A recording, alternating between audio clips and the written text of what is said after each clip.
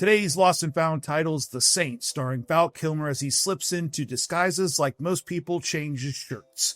Cool, clever, and just a little too smooth. You should experience the energy of where all life began. The Saint blends spy games, stolen tech, and unexpected romance into a sleek 90s ride. It's a kind of underrated gem that makes you wonder how it flew under the radar and makes for today's perfect Lost and Found title. Pop Top, what did you think of The Saint? You know, as we know, we've lost Val Kilmer just recently at the age 63. Lost his long-term battle with cancer, and I do feel for him and his family. But I went on this Val Kilmer binge weekend, and this was one of the movies that I watched along with Tombstone. You have to watch Tombstone. I didn't think you had it in you. I'm your huckleberry. This is a more charming movie than I remembered. I was actually pleasantly surprised by it. Sorry, I'm not very good with people. The thing that always sticks out to me is Val Kilmer and Elizabeth Shue's chemistry together. It's because you're in love. Rest my case. Who are you? By far the best part of the movie. It kind of catches you off guard, and you obviously get entranced by Val Kilmer's different personalities that sometimes border on spoofs. Like they're a little too goofy. Like he has this over the top gay handler that he has, and oh, it's so early. You guys want to get some coffee or something? Yeah, he's got this eccentric artiste that helps fall in love with Elizabeth Shue's character. Was he supposed to be Spanish or something? The long-haired guy? Sure. Sorry, I'm not very good with people. Yeah. I think I don't know. You know it kind of reminds me of, and it's Rob's both movies, but it kind of reminds me of Fletch. It's so simple. Maybe you need a refresher course. Hey! Yeah, I got Fletch and a better Masters of Disguise kind of thing with how kooky, like, the beginning, he's trying to steal this codex thing or whatever, the guffin of the movie, and it's used to create this super technology bullshit, whatever, and he pulls off his thing and he's got the like Party City outfit on with like the slightly gray hair and the corny mustache. Listen, if I give this to you, you're gonna give it to your daddy. But no, Val is fantastic in this movie. He's fantastic in every movie, and he's so captivating. His characters are all eccentric and different and weird, and it's weird because a lot of people look at Val Kilmer's career and they look at it that his career was downhill straight from this movie, that he opted out of a second Batman movie to do this movie, and there was supposed to be a more, but there wasn't. And The Island of Dr. Moreau before this, which was a comical bomb as well. When you look at Val Kilmer's career, there's pre The Saint and there's post The Saint, and kind of had a downhill vibe after. Yeah, because this continued with his alleged disturbing on-set behavior. This one, The Saint, he apparently was missing call times, either just being egregiously late or just not showing up, and there was even a report of him putting out a cigarette in somebody's face. Elizabeth Shue denied that, said that never happened, but I think that Val Kilmer, he, as talented as he is, he definitely earned being difficult to work with. I took a job called The Saint, but that didn't go anywhere with her. Right. Now, The Saint, tell folks what that is. That's a movie that I did. A lot of this movie is slick from the way it's shot, it's edited. The music is really...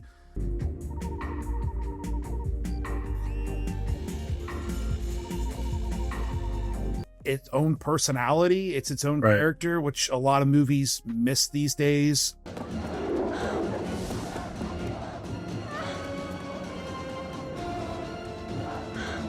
It was nothing more than it needed to be. The story of plot line with the MacGuffin of fusion, cold fusion.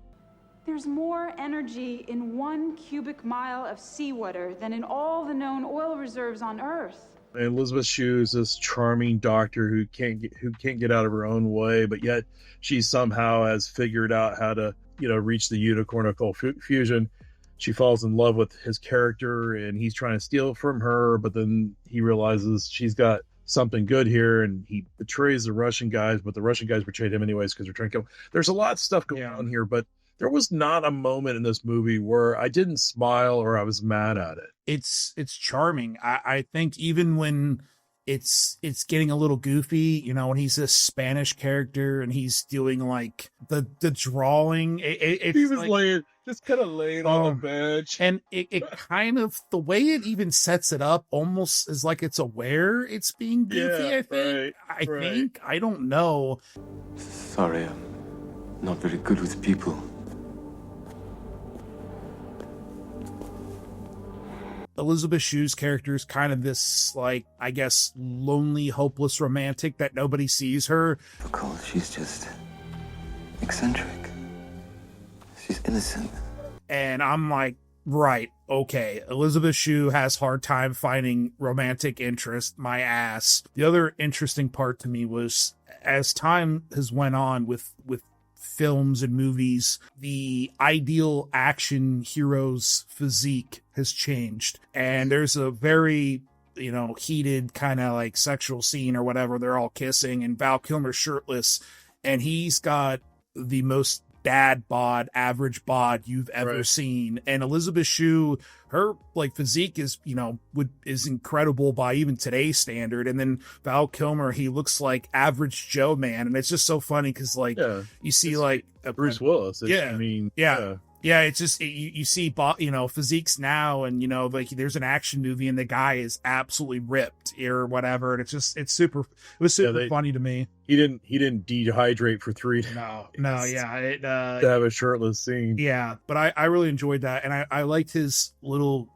ghillie suit thing that he had in the beginning. I don't. And then the flip phone he had, that was, think about it, at that time, that was like state of the art. It was a cellular phone with a flipped up, and it was like a personal computer. And I mean, you're talking about what, 96, 97, that phone was cutting edge. Yeah.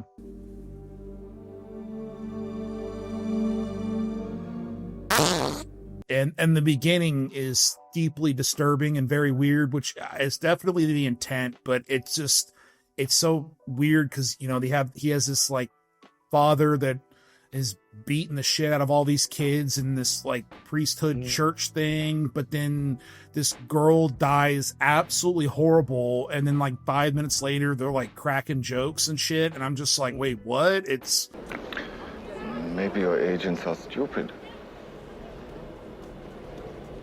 It definitely fit into Val Kilmer's quirky traits, very much like Doc Holliday and Gay Perry from Kiss Kiss Bang Bang, Heat, and all that.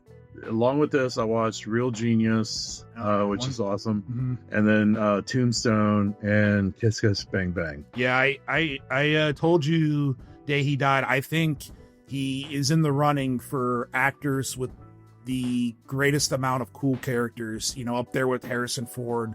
The amount of cool characters he's played in films is outstanding. It's insane to think about. I think it was just a testament to his charming ability to act, I guess. If any of our listeners out there have a minute, watch the Val documentary. Yeah, it's really good.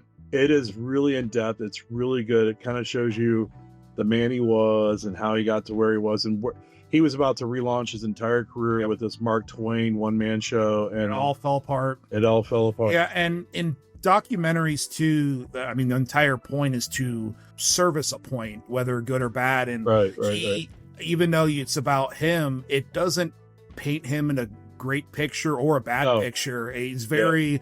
He even admits, you know, the island of Dr. Moreau, like, you know, he was an asshole, and, you know, all this kind of stuff. Not that I think he's saying it to like, oh, you know, I did it, so I admitted to it, I'm better. But yeah, it's very human and surreal to see that. And I definitely recommend it. It's on Amazon. It's very good. And it's